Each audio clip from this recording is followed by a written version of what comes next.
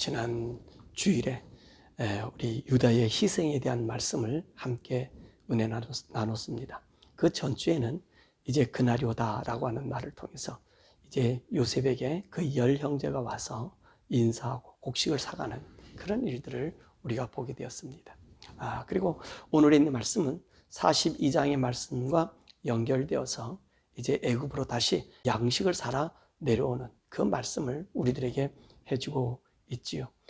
그래서 이제 첫 번째 애굽에 와서 양식을 사간 양식은 다 먹고 떨어졌어요. 오늘 본문 1절의 말씀을 보니까 그 땅의 기근이 너무도 심했다는 거예요. 그래서 다시 이제 양식을 사러 이 애굽으로 가야 할 그 일이 되었습니다. 그 야곱이 양식을 사오라고 이제 그 자식들에게 얘기하지요. 그러니까 유다가 뭐라고 얘기합니까? 아버지 그 베냐민을 우리에게 보내주셔야만이 우리가 가서 양식을 사러 갈 수 있습니다. 그 땅의 주인이 이 말째 아들을 데리고 오지 않으면 우리하고 무역도 하지 않을 뿐만 아니라 양식을 살 수 없다라고 얘기한다. 그러니 야곱이 오늘 베냐민을 데려간다고 하는 그 말에 통곡하면서 못 데려가게 하지요. 그때 유다가 아버지 저 아들 베냐민을 보내주시면 반드시 데리고 올 테니까 아버지한테 저 베냐민을 주시면 우리 양식을 얻게 되고 이 양식을 가지고 우리 모든 식구들이 다 살게 될 거니까 보내달라.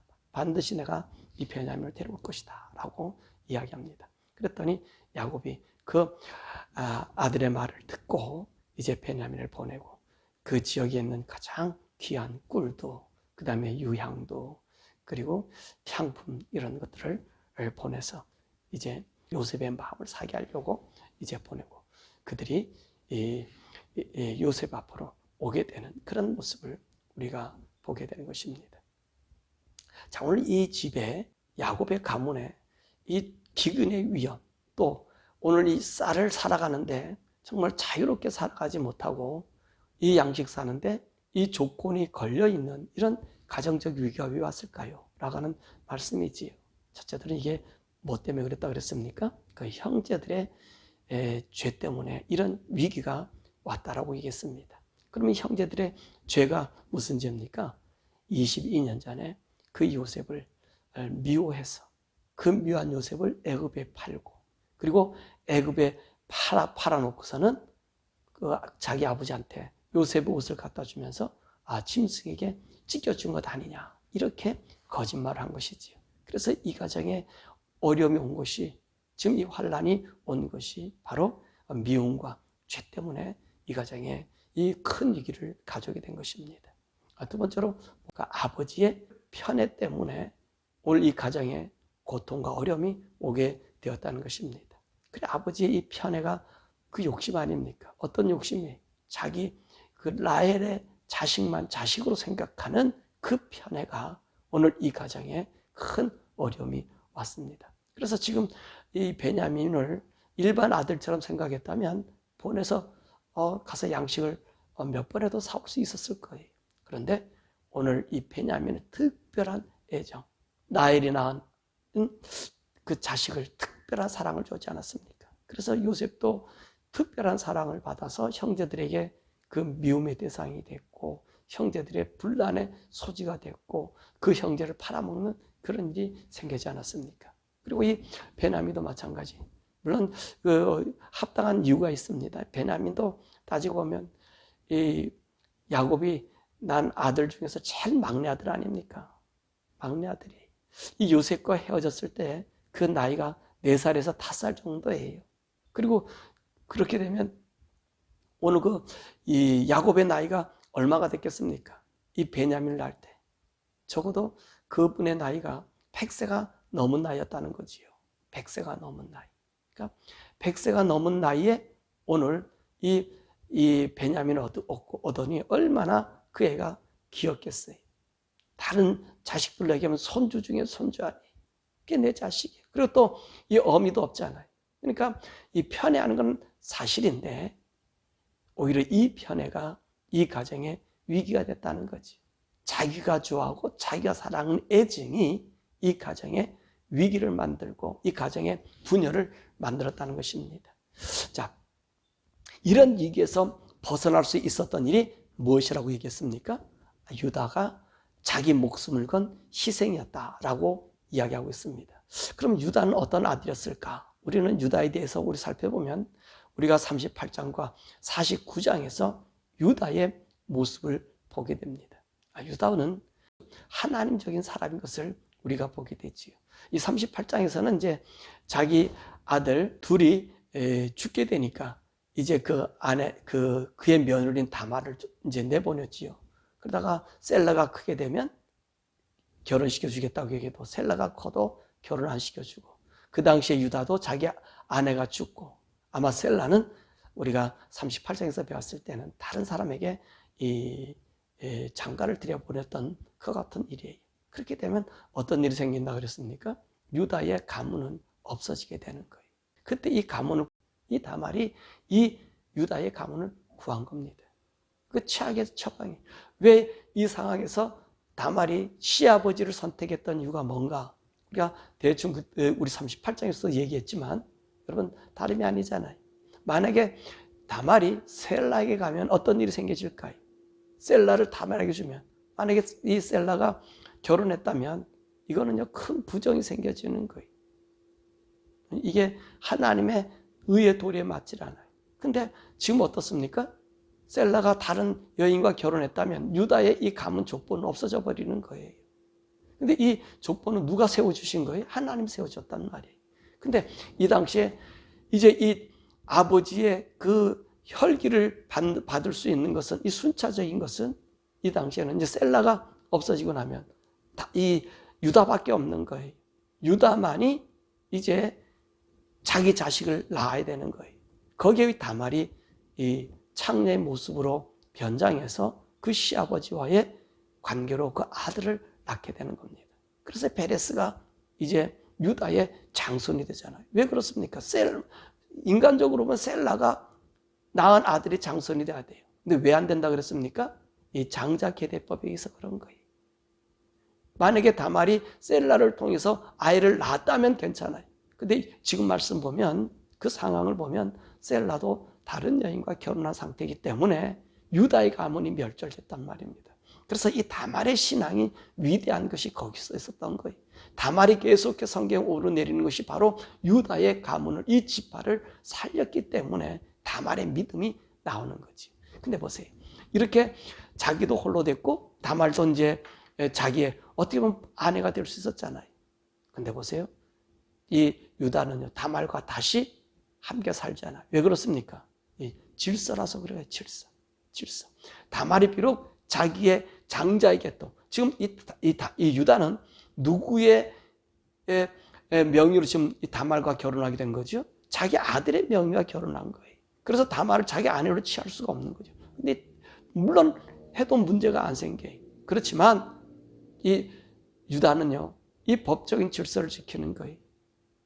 다말에게 이 장자의 이 아들 낳게 하는 이 일을 해주고, 더 이상 이 다말과 더 이상 함께 살지 않았다라고 이야기해주고 있는 것입니다. 그러니까 이 유다는요, 전일저한 이 법적인 사람, 그 하나님이 정해준 이 계대의 법에서 어긋나지 않냐는 의의 심판의 기준이. 그래서 오늘 49장의 야곱의 유언을 통해서 보면 오늘 유다에 대해서 뭐라고 얘기합니까?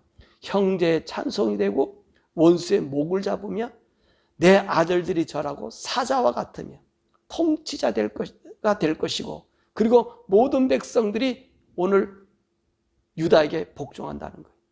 그러니까 이 유다는 어떤 사람이냐면 이 이스라엘 그 자체라고 하는 거예요. 유다가 없으면 이스라엘 나라가 없을 정도의 그런 사람이었다고 하는 것입니다. 그러니까 오늘 이 가정에서 이 유다는 모든 이 가문을 이끌어 나갈 사람이고, 또 야곱에게 있어서도 그가 축복 기도한 기도를 보면 의지할 아들이 유다이면 틀림없었다는 것입니다. 그렇기 때문에 유다는 신앙적으로 그리고 인간적으로 바로 하나님의 뜻에 맞는 아들이기 때문에 그 아버지 야곱이 오늘 베냐민을 주어서 이제 그 아들이라면 반드시 양식을 구해가지고 올 것이고, 그래서 우리 가족을 살릴 것이고, 시몬도 베냐민도 데려올 것을 믿었다고 하는 것입니다. 자, 그러면 이 유다가 이 가족의 모든 이 생명을 짊어진 이 책임을 지게 되었습니다. 이런 책임을 지는 이 유다의 마음은 어떻을까 하는 것입니다. 더욱이 이 사람의 특징은 어떤 것이었다는 것입니다. 오늘 여기 있는 본문의 말씀 보면 자기가 이들을 위해서 자신의 생명을 담보물로 내놓았다는 것입니다. 9절의 말씀 보니까 내가 그를 위하여 담보가 되려니 아버지께서 내 손에서 그를 찾소서. 내가 만일 그를 아버지께로 데려다가 아버지 앞에 두지 아니하면 내가 영원히 죄를 지으리다. 그렇게 이야기합니다. 그러니까 오늘 자기의 모든 생명을 아버지께 맡긴 거예요. 생명을 걸고 지금 이 가문을, 이 일들을 행해나가는 거죠. 또 비슷한 말씀이 42장 30절에 보면 루벤이 아버지에게 이야기한 얘기가 있습니다. 그 말로 보면 만약에 내가 이 베냐민을 데려오지 않으면 자기 두 아들을 죽이소서. 내가 그를 아버지께로 데리고 돌아오리다. 이 루벤도 이제 이 가문을 살리기 위해서 받아달 역할을 하는 거예요. 그래서 루벤은 어떤 일을 합니까? 자신의 두 아들을 아버지 앞에 맡기고 베냐민을 데려갔다가 반드시 데려오겠다 하는 것입니다. 여기서 유다와 루벤이 다른 점이 무엇인가 하는 것이지요. 자, 루벤은요, 오늘 자기가 이 가족의 모든 희생으로 책임지면서 이 가족을 이끌 그 상황에서 루벤은 자신의 생명을 자신의 아들의 생명보다 더 귀히 여겼다는 것입니다. 그런데 유다는 자신의 생명을 포기하고 그리고 이 가문을 위해서 일했다는 거죠. 이것이 유다의 위대함이라는 것입니다. 그러니까 유다는 자기 생명을 담보로 잡는 거예요. 그러니까 남의 생명을 담보로 잡는 것 아니고 자기의 생명을 담보를 잡아서 일을 감당하는 거예요. 이것이 바로 희생할 수 있는 사람의 특징이라는 것입니다. 희생한다고 하는 것은요, 내가 죽는 거잖아요. 남의 생명을 끌어들이면 안 돼. 근데 루벤 같은 경우는 자기가 아닌 자기 아들을 두었다는 것입니다. 두 번째로 남을 위해서 헌신한 삶을 살아낸다는 것이지요. 바로 이 유다가 그런 모습을 갖고 있잖아요. 오늘 8절의 말씀 보면 우리와 우리 아버지와 어린 아이들이 다 살고 죽지 아니한다. 그러니까 오늘 얘기는 자기가 이 일을 감당하는 이 헌신을 통해서 다 살린다고 하는 것입니다. 그때 보세요. 루벤 같은 경우는 어떻죠? 자기는 빠지고 자신의 두 아들을 담보물로 정하지 않았습니까? 물론요, 이 루벤의 마음을 이해가 돼요. 왜 자기 두 아들을 했었을까? 야곱이 자기 그 베냐민을 어떻게 생각합니까? 자기 생명같이 생각했잖아요. 그래서 절대로 베냐민을 줄 수 없다고 얘기한 거지. 그러니까 이 루벤이 베냐민을 아버지가 이렇게 사랑하는 것처럼 나도 내 아들을 사랑한다. 그런 의지에서 그렇게 할 수 있을 것입니다. 그런데 말입니다. 여기에는 좀 함정이 있지요. 아니, 그 아버지가 책임지지 않는 아들의 생명을 자기 베냐민 못 데리고 왔다고 손주들을 죽일 아버지가 어디 있겠습니까? 물론 포악한 자라면 될 수 있겠지만 그런 자가 없다는 것이지요. 그러니까 오늘 야곱은요, 루벤의 말을 들을 수가 없는 거예요. 그가 진정성이 있다 해도 들을 수 없는 거예요. 그 자체가 그렇잖아. 내가 못 데리고 베냐민을 못 데리고 오면 내 손주를 죽여라. 할아버지가 손주를 어떻게 죽여요? 근데 유다는 어떻습니까? 자기 생명을 드렸다는 것입니다. 또한 남을 위해 희생할 수 있는 사람은 가장 존귀한 자가 돼야 된다는 것입니다. 유다는요, 어떤 사람이 흠잡힐 일이 없는 사람이고요. 이 루벤 같은 경우는 어때요? 아버지한테 흠이 있는 사람이잖아요. 그렇기 때문에 아버지가 그 흠을 갖고 있는 루벤의 말을 들어줄 리가 만무하겠죠. 이처럼 말입니다. 오늘도 하나님 일을 하는 우리의 삶 속에서 정말 흠잡힐 일이 없어야만이 우리가 하나님 믿는 이 믿음도 세워지는 거예요. 우리 성도들이 직장이나 사회생활 속에서요, 흠잡힐 일 하면은 하나님의 이름이 없어져요. 여러분들 그렇잖아요? 여러분들 사회에서 나가보면요, 내가 예수를 믿어요. 그럼 사람들은 나를 누구로 보죠? 예수 믿는 누구를 보는 거예요? 그러니까 하나님을 대신해서 나를 보는 거예요. 근데 하나님을 대신해서 나를 보는 내가 흠 있고 추함 있고 문제가 있으면 그 사람들이 그를 믿어주겠습니까? 믿어주지 않는 거예요. 근데 오늘 본문의 말씀 유다는요, 믿어줬다는 거. 우리 49장에서 말씀 있잖아요. 다른 사람, 이 남다른 삶의 모습이 그에게 있었단 말입니다. 그러니까 오늘 이 유다의 말을 그 아버지가 들어주었다는 것입니다. 네 번째로요, 이 희생할 수 있는 사람은 자신의 기쁨이나 희망조차도 포기해야 된다는 것이. 이제 이렇게 아버지로부터 그 아버지의 생명 같은 베냐민을 데리고 이제 요셉을 만나러 가서 양식을 구하러 가지 않았습니까? 근데 이상한 일이 생겨졌죠? 어떤 일이 생겨졌습니까? 이 요셉이 이 형들을 자기 집에 초청해서 큰 잔치를 배설해요. 그래서 오늘 마지막 말씀 보니까 모두가 기뻤다는 거예요. 그러면 오늘 유다는 기뻤을까 하는 것입니다. 여러분들이 만약에 책임지고 베냐민도 데려가야 되고 시므온도 데려가고 양식도 사가야 돼요.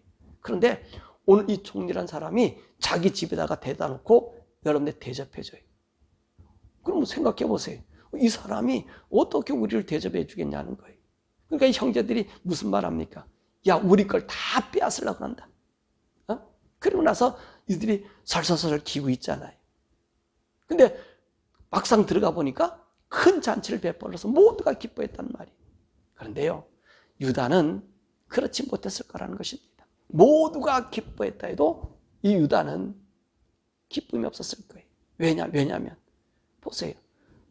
이 환경이 어떻게 바뀔지도 모르고요. 이 사명은 어떤 사명입니까? 모든 사람과 양식을 구해가지고 이제 아버지 품에다가 이 베냐민을 인계해 줄 때 그 사명이 끝나는 거예요. 그때 비로소 마음을 놓을 수 있다는 것입니다. 그러니까 우리가 희생하며 산다는 것은요, 나의 기쁨과 즐거움을 포기할 수밖에 없다는 거지요. 이것이요, 중요하다는 말입니다. 그러니까 희생의 길을 걷는 사람은 아무나 걷는 게 아니에요. 바로 유다가 그와 같은 일이라는 것입니다. 아무리 기쁨이어도 그 기쁨을 누릴 시간이 없고요, 기쁨에 살 수가 없는 거예요. 왜냐하면 그의 몸에는 두 형제 베냐민과 시므온과 그리고 양식과 곧 또 고향에 있는 모든 사람의 운명이 걸려져 있기 때문에 오늘 기쁨과 즐거움을 함께 할 수 없었을 거예요. 이것이 희생자의 모습이라는 것입니다. 바로 이 모습을 누가 갖고 있었다고요? 유다가 갖고 있었던 거예요. 유다 집안의 통치자고 그들의 앞에 잘할 수밖에 없는 그런 자가 유다였다는 것입니다. 자, 우리 말씀을 맺지요. 사실 이 유다의 모습을 보면서 우리 예수님의 모습을 보게 됩니다. 유다가 야곱의 모든 가문의 운명을 맡았던 것처럼 오늘 하나님도 우리 예수님에게 우리 모든 인류의 운명을 맡기셨습니다. 그래서 요한복음 10장 2절의 말씀 보니까 아버지께서 아들에게 주신 모든 사람에게 영생을 주시려고 만민을 다스리는 권세를 아들에게 주었다. 그런데 말입니다. 오늘 이 만민을 다스리는 권세를 가진 아버지의 능력을 가진 우리 예수님은요, 어떻게 했습니까? 오늘 이 세상에 오셔서 우리를 위해서 희생하셨어요. 자신의 행복, 기쁨 돌보지도 않았어요.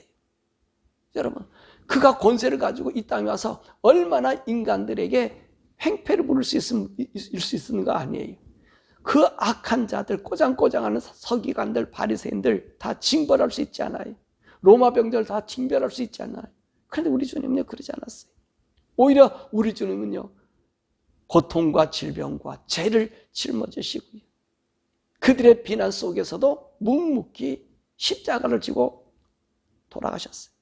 그 십자가상에서 얼마나 조롱합니까? 근데 그분은 그 능력과 권세를 사용하지 않습니다. 모든 인류에서 죽습니다. 왜 그랬을까요?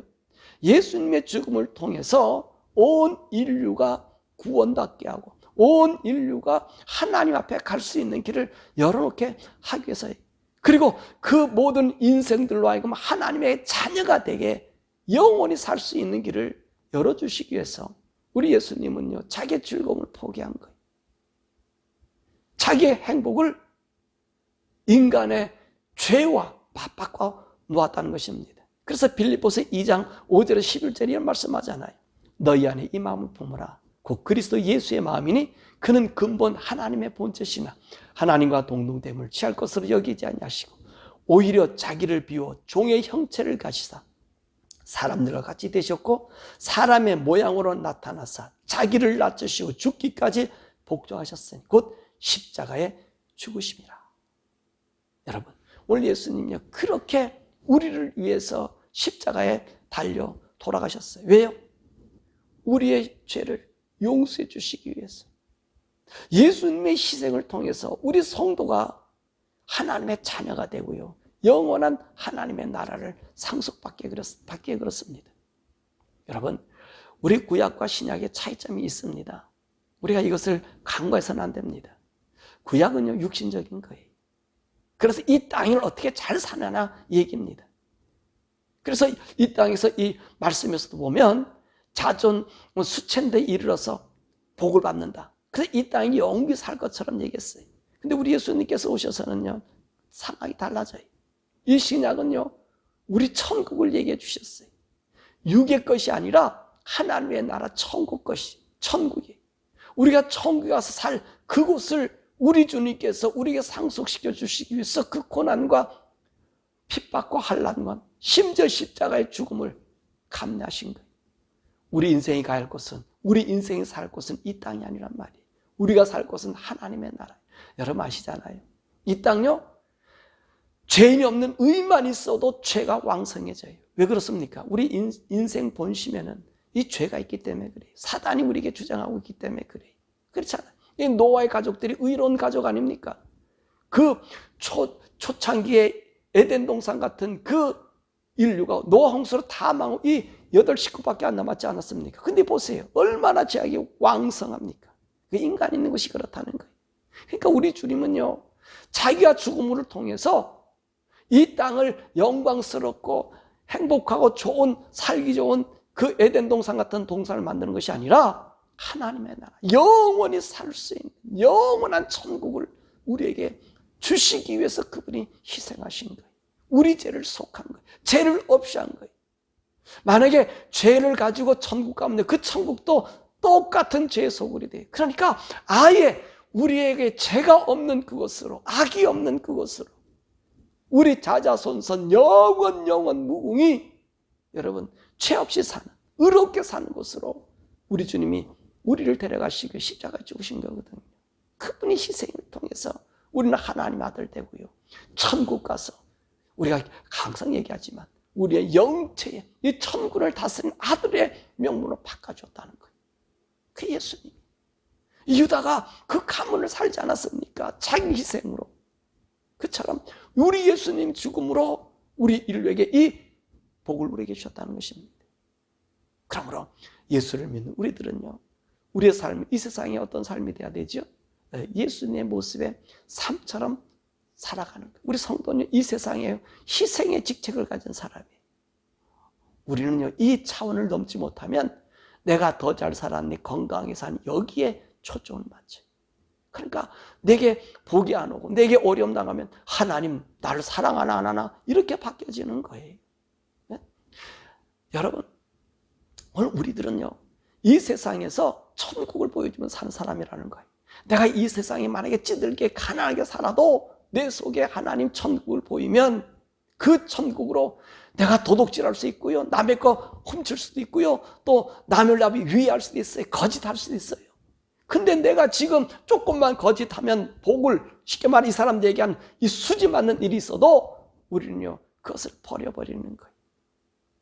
왜? 천국을 보여주기 위해서. 이게 우리 성도들이 이 땅에 사는 모습이라는 거예요. 왜? 죄가 없어야 하나님의 나라 가고, 죄가 없어야 하나님의 자녀가 되고, 하나님의 아들 된 우리가 천국에 있음을 보여주는 우리 성도들이라는 것입니다. 그렇기 때문에 우리 성도들은요 이 세상에 죄와 의의 기준점을 보여주는 사람들이, 우리 예수님이 이 땅에요 지금 예수님은 이 세상에서요 선악과 같은 존재잖아요. 선과 악의 구분점, 선하면 천국 가지만 악하면 지옥 가는. 근데 그 나무의 열매들이 바로 우리들은요 똑같이 보여주는 거예요. 오늘 우리가 죄가 있으면 하나님 심판을 받게 되죠. 우리가 하나님 안에 거하고 예수 그리스도를 믿으면 영원한 천국으로 영생 누리는 이 복의 기준이 우리 성도에게 있다는 거예요. 그럴 때 우리 성도가 이 세상과 휩쓸려 살지 않고 이 세상의 악에 우리가 함께 동조하지 않는 거예요. 그 의의 기준이 우리 성도에게 있다는 거예요. 성도. 이 성도가 이 죄와 악의 기준에서 갈팡질팡하면 이 세상은 희망이 없습니다. 희망이 없어요. 그 책임이 예수님께서 이 세상에 오셔서 우리 죄를 용서해 주시고 우리를 통해서 이제 이 죄의 함정에 빠지는 사람들이 정말 우리를 통해서 우리가 의롭게 사는 모습을 보고 저들이 구원받는 구원의 길을 우리를 통해서 나타낸다는 거예요. 그 책임 우리에게 있다는 것입니다. 유다가 가족을 위해서 희생한 것처럼 우리 성도는 이 세상을 위해서 죄의 밥이 아니라 죄를 거슬려 이기는 믿음의 용사들이고 하나님의 자녀의 권세를 보여주는 것입니다. 그러므로 우리는 이 지금을 잊지 마시고 여러분을 통해서 여러분의 가정이 살고 여러분을 통해서 여러분 직장이 살고 여러분을 통해서 이 나라가 사는 바로 죄를 이기는 죄를 정복하는 그 책임이 우리 성도에게 있음을 아시고 정말 우리 예수님 오실 때까지 의롭게 살고 또 경건하게 살고 우리 영과 몸과 마음, 혼이 정말 거룩하게 보존되는 이 희생, 이거 살기가 쉽지 않아요, 여러분. 여러분, 의롭게 사는 거 쉽지 않아요. 거짓 안 하고 살기 쉽지 않아요. 근데 우리 성령님이 여러분 도와주실 거예요. 우리 안에 성령님 계시잖아요. 성령님과 대화하시면 이기게 해주실 거예요. 힘 주시고 능력 주실 거예요. 그래서 의로움으로 보존될 거예요. 이 보존된 우리 성도, 이 세상에 죄에 희생되어 죽어가는 자들에게 죄를 이길 수 있는 그 표본이 되는 우리 성도 되시기를 주님의 이름으로 축원합니다. 우리 시간에 함께 기도하죠. 여러분 좀 마음 뿌듯하지 않습니까? 우리가 이 세상에서 주님의 일을 대신 보여주는 자들이라는 거. 우리 주님은 우리 죄를 씻어주시고 용서해주고 하나님 아들 되겠다면 아들 된 우리들은 이 세상에 지금 무엇을 보여주냐면 천국이 있음을 보여주는 거예요. 예수 믿는 건요 천국 때문에 예수 믿어요. 그래서 지난 주일에는 그런 설교도 했죠. 여러분 만약에 천국 가는 이 믿음의 길, 이 세상 것을 만약에 더 사랑한다면 예수 안 믿는 게 낫다고요. 그죠? 우린 천국이기 때문에 그래요. 천국을 보여주는 여러분들이 그래서 우리가 깨끗하게 사는 거예요. 우리가 바르게 사는 거예요. 이 죄의 기준점, 선의 기준점 바로 여러분들입니다. 하나님 오늘도 우리 함께 기도할 것은 하나님 내가 이 세상의 악에 넘어가지 않게 하시고 나의 모든 것이 다 빼앗긴다 할지라도 하나님의 의를 지키는 믿음의 순교자가 될 수 있게 해달라고 믿음의 순교자 될 수 있게 해달라고 성령님 나와 함께 동행해 주시고 성령님 나에게 알려주셨어. 내가 죄를 이겨 하나님의 나라 천국이 있음이 우리에게 나타나게 해달라고 우리 주여 부르고 함께 기도하겠습니다. 주여